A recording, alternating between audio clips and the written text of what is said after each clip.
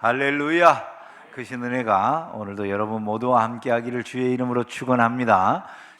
오늘 저는 여러분들과 함께 부모 공경만 잘해도 복받는다라고 하는 제목의 말씀을 나누려고 합니다. 한번 따라서 봅시다. 부모 공경만 잘해도 복받는다. 믿으면 아멘 합시다.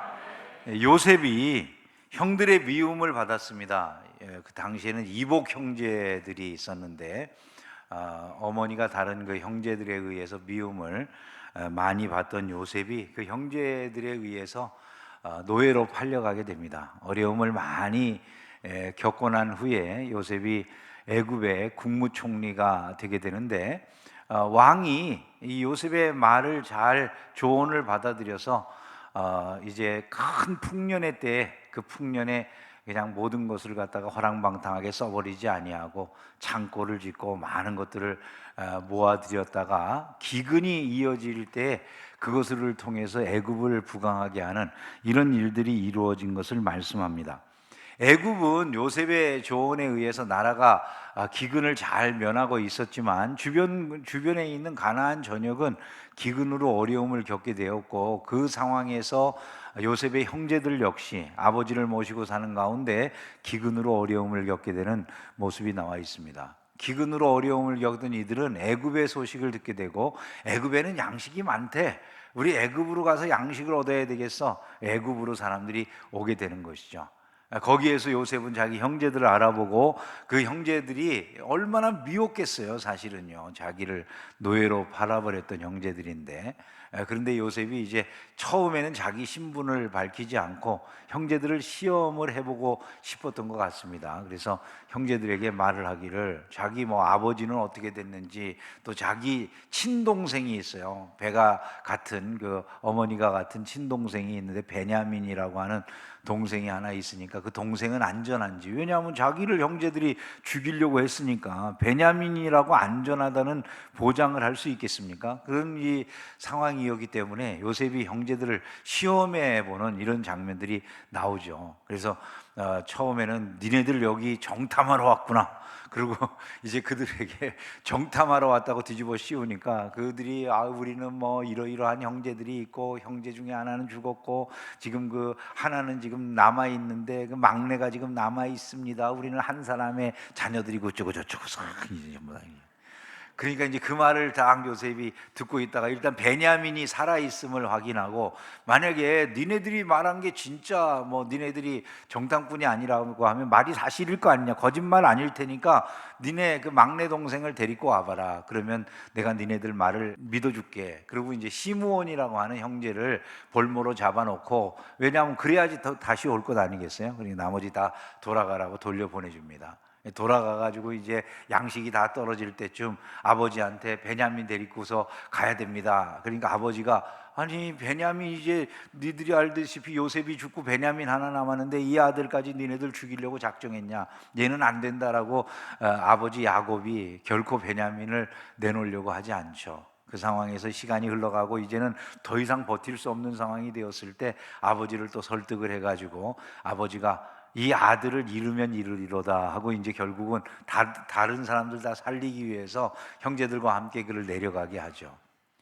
그래서 베냐민이 이제 요셉 앞에 나타납니다. 요셉은 이제 그들의 말을 듣고 자기 동생인 그 베냐민을 눈으로 보니까 많이 마음의 위로가 됐지만은 이제 다시 이 형제들이 자기에게 오게 해야 될 것 아니겠어요? 그리고 베냐민은 곁에다 두고 싶은 마음이 들었던 것 같아요. 그래서 나중에 자기의 금잔, 자기가 마시는 잔을 갖다가 베냐민의 자루 속에다가 숨겨놓고 갑자기 급습해가지고 돌아가는 길에 니네들이 내 잔을 왜 도둑질해 가냐, 그러고서 그들에게 이제 자루를 뒤지는 가운데 베냐민의 자루에서 그것이 나오게 되는 것이죠. 그래서 다른 형제들이 다 큰일 났다고 난리가 나가지고 다 같이 돌아오는데 남을 거 없고 얘만 남으면 된다 그러고 베냐민만 잡아 놓으려고 하니까 이제 그때 유다가 나서 가지고 한 말, 그게 오늘 이제 본문의 이야기인 것이죠.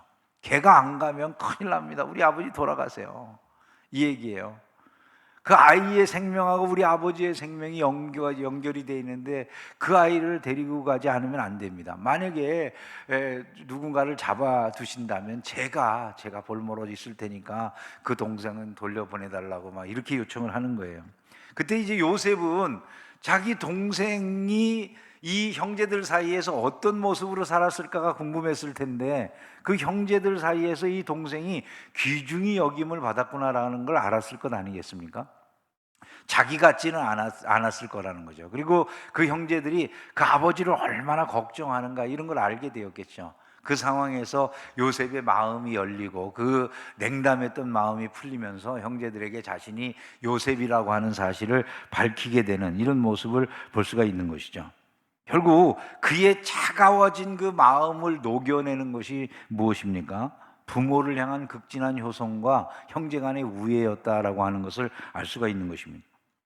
성경은 우리에게 말하기를 내 부모를 공경하라 그리하면 내가 잘되고 땅에서 장수하리라 이렇게 말씀을 했거든요. 부모를 공경해서 잘된 은혜를 누린 사람이 이 유다와 그의 형제들이었다는 것이죠. 우리가 잘 알듯이 노아의 후손들이 있잖아요. 셈과 함과 야벳이 있는데 노아가 이제 홍수가 끝난 다음에 농사를 지어 가지고 포도를 거두게 되었어요. 포도를 거두었는데 포도가 이제 발효가 돼 가지고 포도주가 됐다는 거죠. 그걸 갖다가 실컷 먹고 노아가 취해 가지고 옷을 벗고서 잠이 들었는데 함이라고 하는 아들이 들어가서 그 광경을 보고는 형제들에게 와서 다 불어버렸어요. 그런데 그 형제들이 셈과 야벳이 그 말을 듣고는 이제 아버지를 덮어줄 만한 그런 겉옷걸이를 갖다가 어깨에다가 메고 뒤로 들어가 가지고 아버지의 부끄러운 모습을 보지 않고 그 수치를 가려드리는 이런 일을 했다는 것 아닙니까? 나중에 이제 노아가 깨어 일어났는데 그 소식을 알게 되었어요. 어떤 일이 일어났는지를 알게 된 노아가 어떻게 합니까? 함의 자손인 가나안을 저주라는 모습이 나와 있어요. 가나안은 저주를 받아 그 형제의 종들의 종이 되기를 원하노라. 그리고 아비의 허물을 가려주었던 셈과 야벳을 향해서는 복을 베풀어 주죠. 셈의 하나님 여호와를 찬송하리로다. 하나님이 셈의 하나님이 되신다 이렇게 말씀하지 않습니까? 그리고 하나님은 야벳을 장대케 하사 셈의 장막에 거하게 하시고 가나안은 그의 종이 되게 하시기를 원하노라. 효를 행한 자녀들하고 그렇지 못한 자녀들 사이에 얼마나 큰 차이가 있게 되는지를 우리는 알게 되는 것입니다.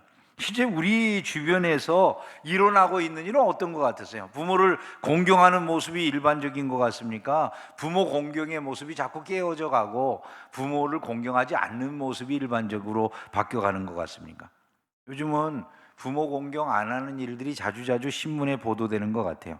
지난 3일 효성그룹이라고 하는 우리나라 재벌그룹의 조성래 명예회장이라고 하는 분이 세상을 떴다라고 하는 기사가 났어요. 그런데 그 다음에 그의 차남이었던 조현문이라고 하는 이전에 효성그룹의 부사장이었던 사람이 그 아버지의 유산 그 중에 자기 분량을 갖다가 이제 넘겨달라는 소송을 벌린다라고 하는 기사가 나와 있었습니다.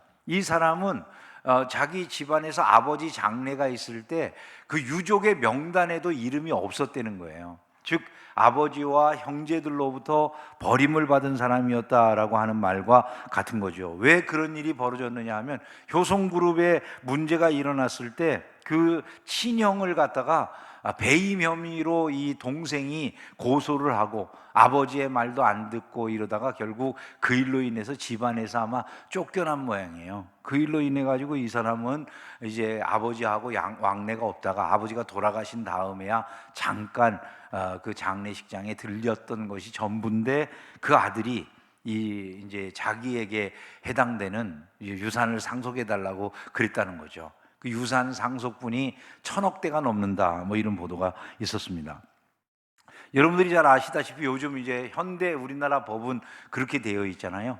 아버지가 살아 계실 때 효도를 했든 안 했든 아버지에게 온갖 악행을 저질렀든 말았든 이런 거하고 상관없이 자녀가 있으면은 자녀가 10명이면 10명의 자녀에게 10분의 1, 10분의 1, 10분의 1씩 똑같이 나눠줘야 된다는 거예요. 그게 지금 우리나라 상속법이죠.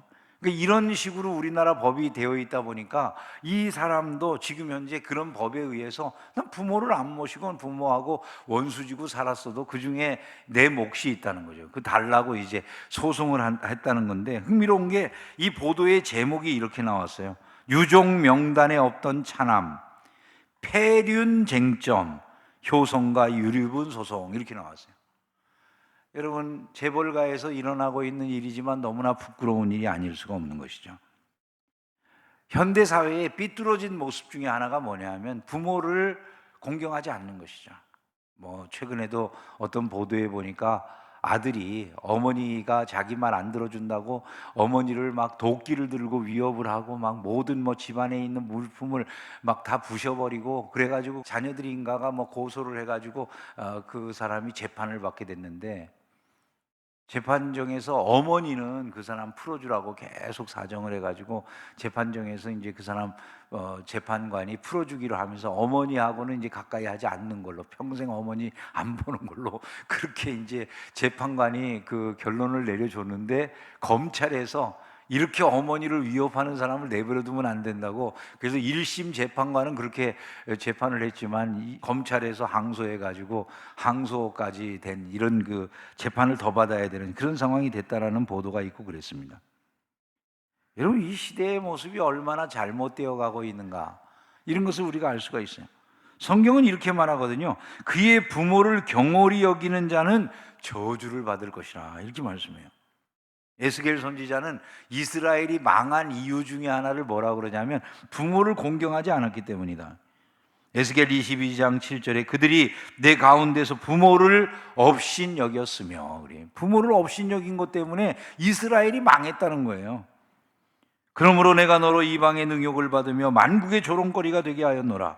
가까운 자나 먼 자나 다 너를 조롱하리라. 이스라엘이 이런 일이 있게 된다는 것이죠.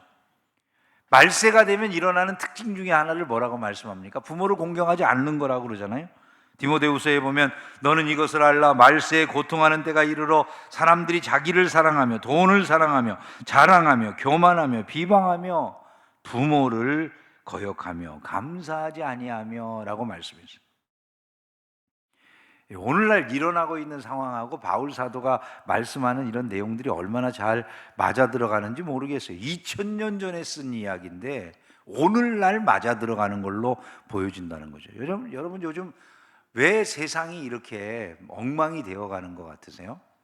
윤리, 도덕, 이게 무너져서 그래요. 서구 사회도 그러고 우리 사회도 그러고 윤리와 도덕이라고 하는 최고의 가치가 다 무너졌어요. 최근에 여러분 아마 그런 소식을 들은 분들이 계시는지 모르겠는데, 청주지법 영동지원이라고 하는 곳에서 재판이 있었어요. 근데 그 재판이 성전환을 하기를 원하는 사람에 대한 재판이었대요. 근데 그 재판의 내용 중에 재판관이 선고를 하길 이렇게 선고를 했어요. 성별 변경을 위한 성전환 수술을 강요하는 것은 위법이다, 이렇게 판결을 내렸다는 거예요. 이게 무슨 말이냐면 이런 거예요. 이제 남자인 사람이 자기 몸이 남자예요. 이전에는 성별을 정정해서 난 여자가 되고 싶다 그러면 수술을 받아서 일단 여자의 몸을 가져야 이 사람이 성별 정정을 요구할 수가 있었다는 거죠. 그러니까 적어도 이 사람의 몸의 모양이 남자냐 여자냐를 알 수 있는 그런 형태로 바꿔야 된다는 거예요. 그래야만 법원에서 성별 정정을 해줬는데, 지금 청주지법이라고 하는 이 법원의 법관이 뭐라고 판결을 내렸냐면 이런 식으로 강요하는 것은 이게 폭력이나 다름없다, 그렇게 한 거예요. 이 사람이 남자 몸을 가지고 있는데 이 사람 생각에 난 여자야, 그렇게 생각한다는 거예요. 근데 몸은 남자인 거예요. 그래서 이거를 지금은 우리나라 법에서 이 사람 여자라고 인정이 안 되는데 그 수술을 받으라고 요구하는 것이 폭력적이기 때문에 이 사람이 여자라고 생각하면 자기가 여자인 거지 뭔 남자냐, 그러니까 자기 생각대로 여자라고 하게 해줘야 된다, 수술 없이, 이렇게 판결을 내려준 거예요. 앞으로 여탕에서 남자를 보게 될 줄로 믿습니다. 앞으로 남탕에서 여자를 보게 될 줄로 믿습니다. 이런 데는 아멘 할 필요도 없죠, 그죠? 왜 그렇게 될까요, 여러분? 윤리가 없어진 거죠. 윤리. 부모를 공경하라고 하는 것도 윤리 도덕에 해당되는 거잖아요. 내가 편하지 않다, 부모를 공경할 이유가 있을까요? 최근에 그 팀 켈러 목사님이 쓴 탈기독교 시대의 전도라고 하는 책에 보니까 그 목사님이 미국 사회에서 막 미국이 지금 막 진짜 너무너무 극심한 대립을 하잖아요. 그죠? 그 대립의 이유를 그분이 거기다가 써놨더라고요. 그 이유가 뭐냐면 도덕과 윤리가 없어졌다는 거예요. 도덕과 윤리가 없어졌어요. 미국 사회 옛날에는 기독교 사회잖아요. 사람들이 기독교 사회에 기독교적 도덕과 윤리라고 하는 이 가치관을 따랐는데 이게 다 없어졌다는 미국 사회에서 받아들이지 않는 거죠. 사람들이 지금은 뭐 해피 할러데이 그러려고 그러지 해피 크리스마스 이렇게 말하려고 안 하잖아요. 메리 크리스마스 안 하잖아요. 그죠? 메리 크리스마스보다는 해피 할러데이 그러기 더 좋아하는 거예요, 사람들이. 예수님 이야기하는 거 다 싫어하는 이런 분위기가 되면서 사람들 사회에 기독교적 가치관이라고 하는 윤리와 도덕을 규정하는 이게 없어진 거예요. 그러고 나니까 사람들이 팀 켈러 목사님에 의하면 사람들이 따르는 건 이제는 자기네 집단의 논리 이거밖에 없다는 거예요. 집단적인 결속력 외에 의지할 것이 없으니까 사람들이 그것만 따라가니까 대립이 해결될 방법이 없다는 거예요. 왜? 제한될 게 없잖아요. 지금 예를 들어서 저 사람 옛날에 저런 짓 하면 안 되는데 이런 생각이 지금 사람들에게 없다는 거예요. 지금 보세요. 이게 윤리적인 이야기라고 생각하지 않았겠습니까? 남녀 성별이라는 거. 그거 지금 남자의 몸인데 자기가 난 여자라고 생각한다니까요. 그럼 여자라고 정정해 주라는 거예요. 그러면서 대법원에다 대놓고 빨리 법 바꿔. 그리고 밑에 있는 이 지법의 판사가 이거 법을 빨리 대법원에서 바꿔야지 왜 이걸 그대로 내버려 두냐고 판사가 그렇게 항의하는 이야기를 재판 중에 한 거예요. 여러분, 이 판사들이 제정신입니까? 왜 이런 일이 벌어지는 것 같으세요? 그들에게 이 최고한 이런 윤리가 없는 거예요. 도덕이 다 사라진 거예요. 대한민국도 도덕이나 윤리가 없는데 그 다음에 뭘로 주장을 할까요? 사람들이? 아무것도 우리를 통제하거나 규정할 수 있는 그게 없는 거예요. 그러니까 집단의 논리만 남아가는 이런 형국이 우리나라의 모습도 다를 바가 별로 없다는 거죠. 부모를 공경하지 않는 거? 내가 편하지 않는데 부모님을 꼭 공경할 이유가 없어. 나중에 재산 분배에는 그건 법적으로 내가 당연히 누려야 될 거야. 그리고 와서 그 돈만 요구하는 세대가 돼서 우리나라 법이 부모를 공경하지 못하도록 만들어놨다 그 말이에요. 디모데전서 5장에 보면 이렇게 말씀해요. 누구든지 자기 친족, 특히 자기 가족을 돌보지 아니하면 믿음을 배반한 자요 불신자보다 더 악한 자니라. 여러분 잊지 마셔야 될 게 있어요. 성도가 아무것도 아닌 것 같아도요, 이렇게 세상이 변하는 가운데 성도가 세상에 빛이고 소금이라는 것을 잊지 않기를 주의 이름으로 축원합니다. 여러분들이 깨어있지 않으면 이 사회는 지금 이렇게 될 것입니다. 이미 그렇게 되어가고 있고 말이죠. 부모님들의 은혜라고 하는 건 얼마나 큽니까? 그냥 자식 때문에 마음 졸이고 살고 자식과는 연대 책임을 지는 그런 분들이 부모님들이시잖아요. 자기가 아무 잘못 없어도 자식의 잘못을 자기 잘못처럼 짊어지고 사는 사람들이 부모들이거든요. 송석춘이라고 하는 미국에 이민하신 분이 있는데 이분이 기름때 묻은 원숭이의 미국 이민 이야기라고 하는 책을 썼어요. 저분이 쓴 저 책에 기름때 묻은 원숭이는 자기를 의미하는 거예요. 미국에 이민 가가지고 자동차 고치는, 기름 만지는 이런 그 일종의 뭐 우리나라로 말하면 배터리 가게 같은 뭐 그런 비슷한 데서 일을 하셨던 모양이죠. 그래서 기름때 묻은 원숭이다, 자기를 그렇게 표현했는데, 미국에 이민을 갔대요. 현대자동차에서 좋은 월급 받고 남들보다 엄청나게 좋은 조건에 있다가 이 미국에 이민을 갔는데, 이민 가가지고 거기서 생활하게 된 이유는 딱 한 가지래요. 자식들 교육 좀 잘 시켜보자 이렇게 갔는데 1978년에 자기 아들이 대사건을 저질러 가지고 미국의 신문에까지 다 보도가 됐다는 거예요. 근데 그 사건이 뭐냐면 이 아들이 자기가 저 왕따를 당한다 이런 생각이 있었는지 막 학교 기물을 모조리 다 때려 부신 거예요. 그래가지고 학교에 들어가지고 기물을 때려 부신 그 사건이, 교장 선생이 이제 이 부모를 만나가지고 이렇게 말을 하더랍니다. 세상에 이렇게 학교 기물을 때려 부신 사건은 처음입니다. 카운티 내의 어떤 학교에도 전학이 불가능합니다. 안녕히 가십시오 그러더래요.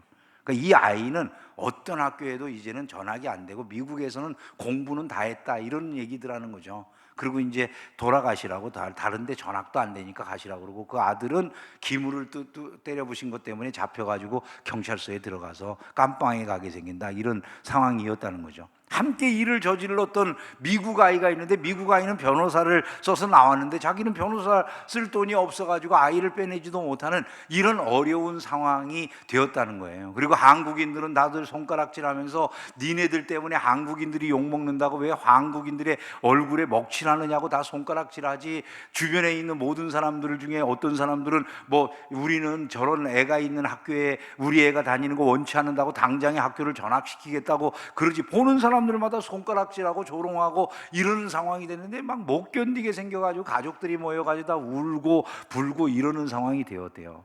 그런데 그 아버지가, 이 송석춘 씨라고 하는 분이 그 생각을 하다가 그 아들의 모든 잘못은 자기 잘못이라는 생각이 들더랍니다. 그래서 자기가 하고 온 가족이 교장 선생님을 찾아가 가지고, 교장 선생님, 우리가 도움이 되지는 못하겠지만 그래도 여기 이렇게 우리 아들이 때려 부신 이 기물들이나 이런 것들 정리하고 하는 일부터 이 학교가 어느 정도 이 복구되고 손해를 갖다가 다 채울 만큼 제가 여기에서 이 휴일마다 와가지고 일을 하겠습니다, 이렇게 말을 하고는 와서 이제 그 교장 선생한테 계속 부탁을 하는 거예요. 그 교장 선생님이 그 부모의 이야기를 듣다가 그 부모에게 그걸 허용을 해줬대요. 그래서 이제 거기 와가지고 주말만 되면 온 가족이 다 와가지고 그곳을 청소하고 뭐 이제 자기가 일종의 그 대신 갚는 그런 식의 일을 한 거죠.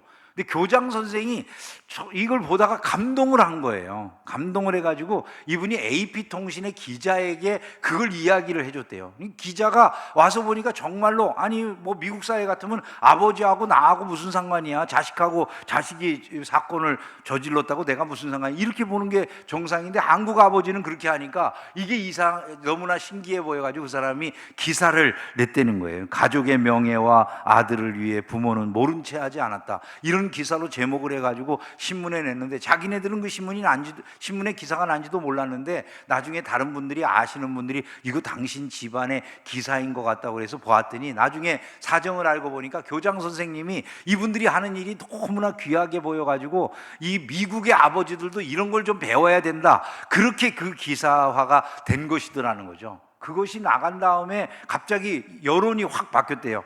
여론이 바뀌면서 이제 사람들이 막 편지를 보내오는데 수백 통의 위로의 편지가 날라오고 거기에 1불, 5불 뭐 이렇게 돈들이 오는데 그 밑에 보면 당신 자식을 위해서 변호하는 데 써달라고 막 돈도 보내주는 사람들이 있고 그러더랍니다. 재판 때가 돼가지고 아들이 재판받는데 여론이 확 뒤집어져가지고 미국의 아버지들도 이런 아버지의 정신을 배워야 된다 그러니까 여론이 뒤바뀌어가지고 재판할 때 재판장이 그냥 무죄로 방면해 주면서 아버지의 지도를 받게 해주고, 그 아들이 이 학교를 들어갈 수는 없지만 다른데 학교를 다닐 수 있도록 그렇게 허용을 해줘가지고 그 아들이 이제 나오면서 아버지에게 얼마나 미안했겠어요.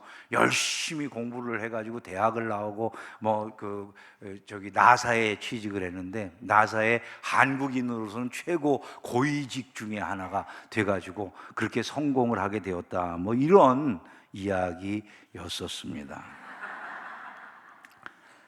아버지가 무슨 상관이 있다고 말이죠, 사실은. 근데 그게 감동을 주잖아요, 세상에. 우리는 세상의 미물도 자녀를 사랑할 줄 안다는 걸 알고 있어요. 그죠? 미물도. 이시영이라고 하는 시인이 쓴 시 중에 이런 게 있더라고요. 새끼새 한 마리가 우둥지 끝에서 제주를 넘다가 그만 벼랑 아래로 굴러 떨어졌다. 먼 길을 가던 어미새가 온 하늘을 가로지르며 쏜살같이 급강하한다. 세계가 저교하다, 이렇게 써놨어요. 우리가 머릿속에 그려볼 만하잖아요, 그죠? 새 한 마리가 둥지에서 떠나가다가 새끼새가 그 둥지에서 떨어진 모습을 보더니 쏜살같이 그 새끼새를 향해서 내려오는 그런 모습을 묘사한 건데, 세계가 저교하다라고 하는 표현은 너무나도 이게 위대한 일이라는 거예요. 침묵할 만한, 모든 사람들이 입을 다물고 바라볼 만한 그런 위대한 일이 아니냐, 위대한 모성이 아니냐라고 하는 걸 말씀하는 거죠.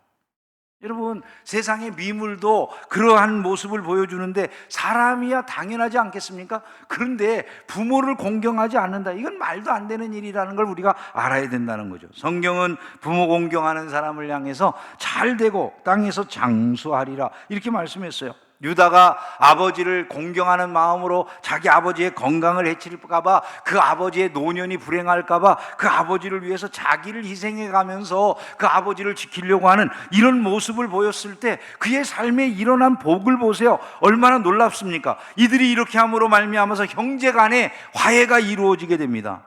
그렇지 않습니까? 요셉이 자기의 신분을 밝히고 자기의 형제들과 화해하는 이런 일이 벌어졌어요. 그리고 이제 요셉을 팔아넘겼던 그 형제들, 얼마나 마음속에 불안할 일이겠어요. 그런데 그들이 마음속에 안전을 보장받게 되잖아요. 내가 당신들뿐만 아니라 당신들의 자녀들까지 다 돌볼 겁니다, 이렇게 요셉이 이야기를 하잖아요. 기근의 시대에 평안한 피난처를 갖게 되었습니다. 모두가 다 굶어 죽어가는 그런 어려운 시대에 이 요셉, 가장 양식이 많은 애굽에서 요셉으로 말미암아 모든 것들을 편안하게 누릴 수 있는 피난처가 생기지 않았습니까? 또한 요셉이 애굽의 총리인데 총리 대신에 영화를 함께 누리게 됐어요. 아니, 그 떠돌이 목동들이 말이죠, 애굽 최고의 그 총리 대신의 집에서 함께 음식을 나누고 함께 거할 수 있게 되어지는 이런 복을 누리게 되잖아요. 늙으신 아버지, 이제 자기네들이 그 노년을 어떻게 보호해 드릴 수 없는 그 아버지를 편안하게 모실 수 있는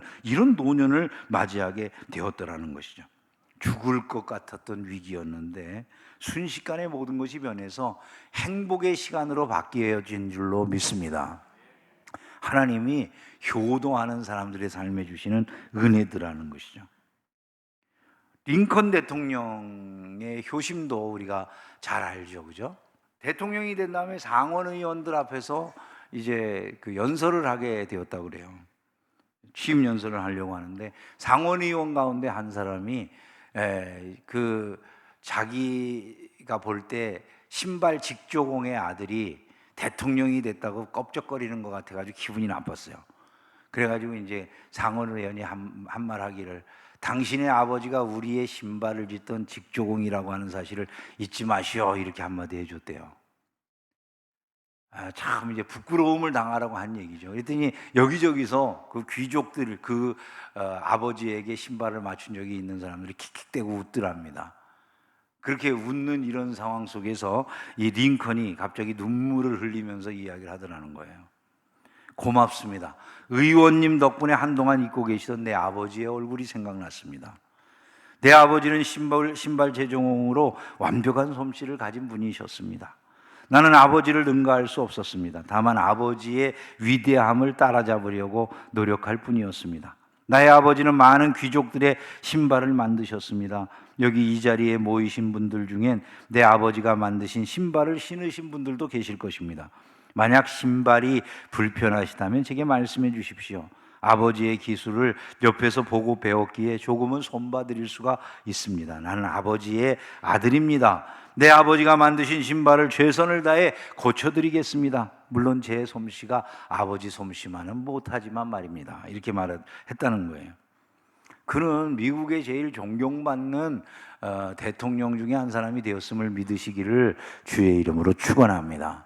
가장 부끄러운 모습의 취임식이 될 것 같았던 그 자리는 가장 존경받는 한 사람이 탄생하는 자리가 되었다, 그 말이죠. 부모를 공경하는 자들에게는 은혜가 임한다, 이런 말들을 하는 사람들은 많이 있죠.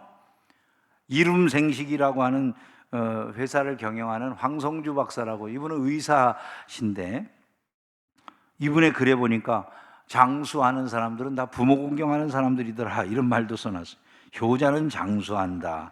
사회적으로 존경받으면서 장수하는 분들의 경우 나이 든 노모를 모시고 사는 경우가 흔하다, 그렇게 말을 하면서 효자들이 다 오랫동안 장수하는 경우가 많더라, 이런 이야기를 해놨어요. 성경은 효자가 성공적인 삶을 누린다고 약속하고 있다. 인간관계가 원만한 사람, 순종할 줄 아는 사람, 어른을 모실 줄 아는 사람, 남을 섬길 줄 아는 사람이 성공하는데 바로 그와 같은 일의 기초가 부모 공경이라는 거예요. 여러분, 부모 공경이 어떤 의미가 담겨 있는 것 같으세요? 권위를 존중히 여기는 거예요. 권위. 모든 권위의 뿌리가 되는 게 부모 공경으로부터 시작되는 거예요. 그렇기 때문에 그 이후에 인간관계를 원만하게 만들어가는 데 있어서 중요한 역할을 하게 된다는 것이죠. 우리 믿는 사람들은 세상을 거스리는 사람들이라는 사실을 잊지 않기를 주의 이름으로 축원합니다. 마땅한 도리가 무엇인가? 사람이 사람답게 살아가는 가장 중요한 첫 번째 도리가 무엇인가? 흥미롭게 이 말씀에 약속이 있는 첫 계명이라고 하는 말씀이 붙어 있잖아요. 그죠? 약속이 있는 첫 계명. 잘 되고 장수한다는 약속이 있는 첫 계명이라는 거예요. 그러한 약속을 주신 것엔 이유가 있지 않겠습니까? 그 말씀대로 주께서 이루실 줄로 믿습니다. 그러므로 열심히 부모를 공경하는 가운데 유다와 같이 하나님의 은혜를 크게 누리는 복된 성도의 가정들이 다 되시기를 주님의 이름으로 축원합니다.